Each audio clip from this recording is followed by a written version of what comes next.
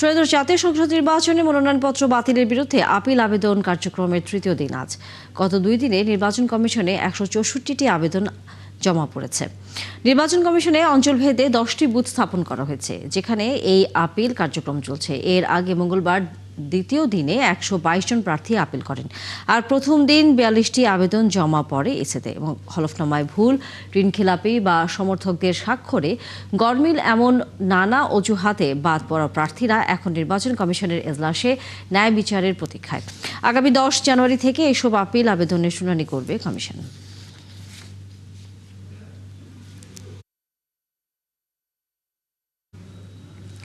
তৃতীয় দিনের আপিল কার্যক্রমের খবর নিয়ে আমাদের সাথে যুক্ত হচ্ছেন সহকর্মী ফারজানা আক্তার নির্বাচন কমিশন থেকে।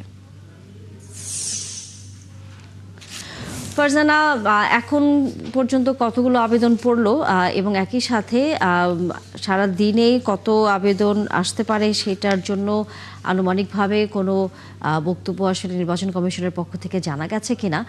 আর যেহেতু এরই মধ্যে বেশ কয়েকজন প্রার্থী আবেদন করেছেন, কোন বিষয়টা সবচেয়ে বেশি এখন পর্যন্ত এই 2 দিনে আপনি লক্ষ্য করছেন যে আবেদনের ক্ষেত্রে তাদের মনোনয়নপত্র জমা দেওয়ার বিষয়ে ভুল কি ছিল সবচেয়ে বেশি? তানিয়া, তৃতীয় দিনের মতো আজকে আপিল আবেদন নিচ্ছে নির্বাচন কমিশন এবং প্রথম দিন আমরা দেখেছিলাম 42টি আবেদন পড়েছে, দ্বিতীয় দিন 122টি এবং আজ সকাল থেকে 13টির মতো আবেদন পড়েছে। এবং আপনি যেমনটি বলছিলেন যে সবচেয়ে বেশি কি কারণে মনোনয়ন বাতিল হয়েছে, সেক্ষেত্রে রিটার্নিং কর্মকর্তা আমাদের যেমনটি বলেছিলেন যে যারা স্বতন্ত্র প্রার্থী রয়েছেন তাদের 100% ভোটারের সমর্থনের যে স্বাক্ষর, সেটিতে অনেকের গরমিল ছিল।